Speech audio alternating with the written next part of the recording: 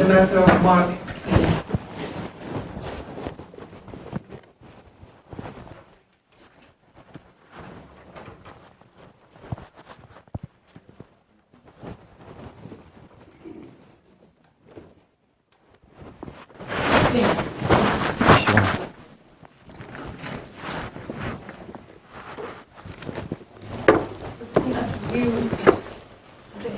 An application again to record and video the proceedings. I'm here if you need it. I've seen that, thank you. It was most unfortunate that when the matter came before me earlier in the year, that even though I had asked for the registrar of the court taker to make sure that the proceedings were being recorded, that they were not.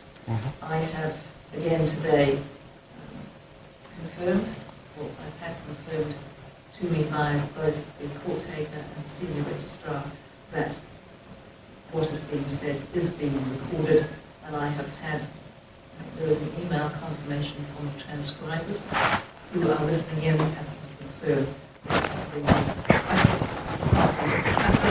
but they can go into the system and they confirm that everything is being recorded. Thank you, Your Honour. Normally, as you are aware, this discussion would not be transcribed, but I know that you want that, and I will make that available to you, but I'm not going to allow you to record. No harm in asking, Your Honour. Thank you.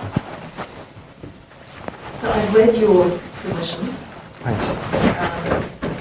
I haven't heard from the prosecution, and I'm just dealing with the situation as to the way forward from here as to whether I should or should not dismiss the case at this stage because of what has occurred, or whether I should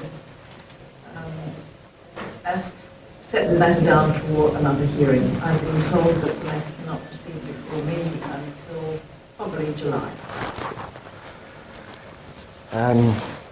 So I've read your submissions, which relate to slightly different matters. Sure. So is there anything you want to say as to why or why not the charge should be dismissed at this stage? Other than just reiterating what's in my motions in regards to the many failures in disclosure and procedure that have happened in this case, there's also the missing court transcript. I mean, I've actually, through an Official Information Act request, obtained the latest speed camera operator's manual, and looking through that compared to what the witness said on the stand, there's some clear errors in his testimony to what's actually in this manual. It's pretty much just a copy of the other one that I've already submitted. It's just slightly worded differently with... So what date is that? This is a 2015 version. I have it here for the court if you'd like it. And you had asked for that to be disclosed, or you had obtained that? I obtained that through an Official Information Act request. No, the earlier one. That was just supplied to me through legal counsel at Waitemata Community Law Centre. So it didn't come? No, I obtained that individually.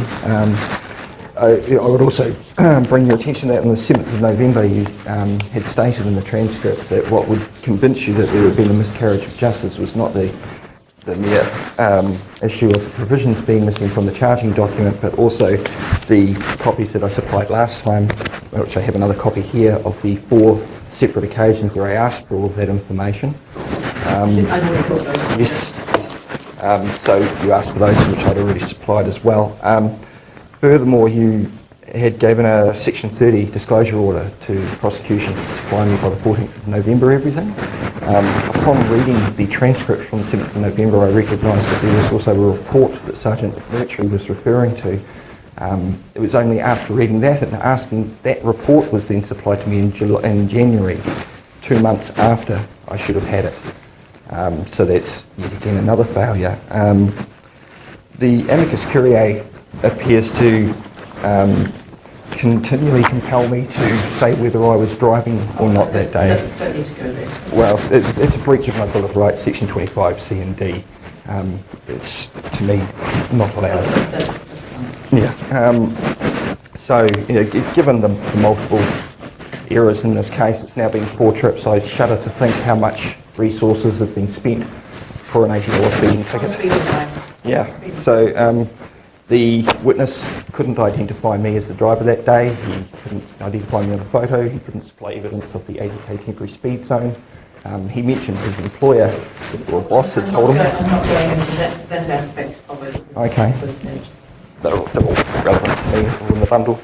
So, yeah, given the multiple errors, I consider this a miscarriage of justice, and I asked the court to find the same and also require costs in the Criminal Cases Act, Section 5, I think it is, for costs for my now 4 trips and over 150 hours I've spent studying. I've also like to add that I found out where it went wrong and why the provisions weren't on the charging document.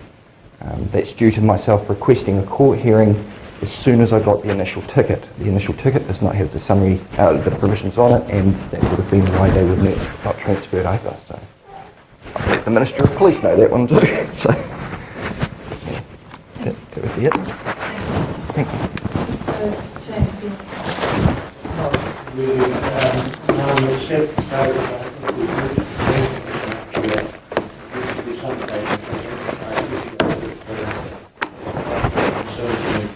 and cost and time, things like that. I think that have some sympathy for the Lincoln's position. I do.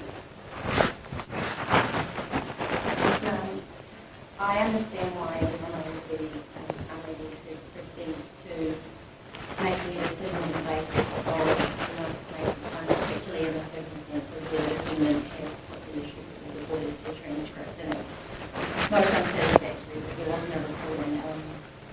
So that's due to not the prosecution's fault, No. it's the defence's fault. No, It's one of and- those systematic things. in that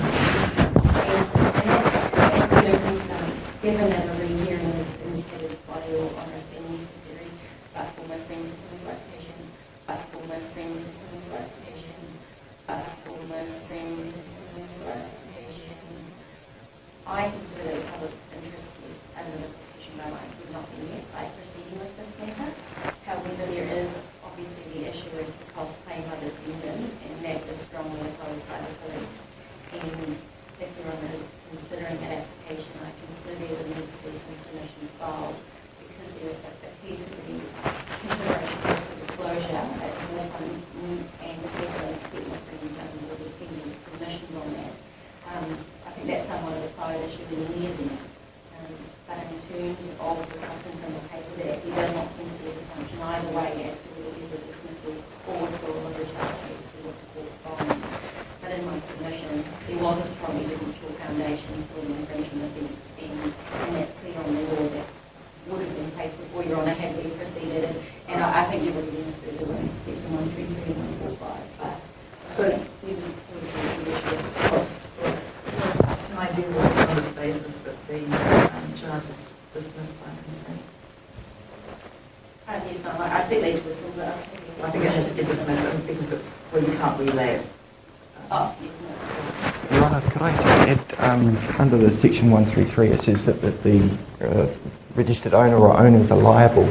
I would point out the liable only means upon conviction, and I still maintain the presumption of innocence until the evidence proves that. I've also spoken to Jackson Cutting this morning in regards to the missing recordings as well, and he's looking into that for me. Thank you. So, I think that's a very pragmatic, very sensible attitude to take this more in the circumstances the charge will be dismissed by consent. I will reserve the question of costs. Mr. Keane, you have given me, I think, as much as you want to give me in respect of costs. Yeah, if not the time I've spent studying, certainly the 4 appearances and petrol and parking I will out of pocket. give the prosecution the opportunity to file some written submissions Sure. in relation to costs. How long do you? 3 weeks. And do you want to reply? I think it probably is sensible to do Certainly that. wouldn't hurt. Sure, thank you.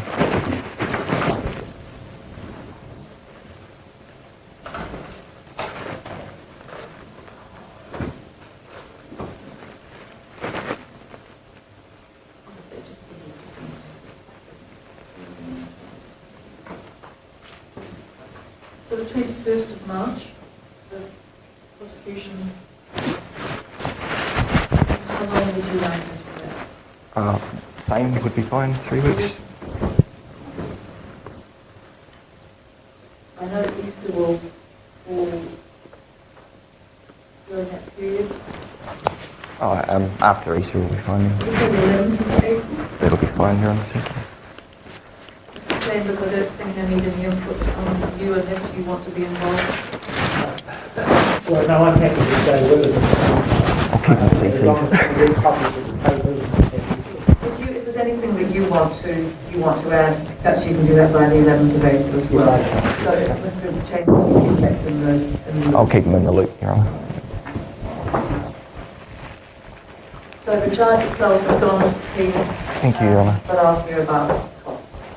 So the prosecution is filed and serve submissions by the 21st of March, and for you to respond by the 11th of April, and Mr. Chambers by the 11th of April. Thank you very much.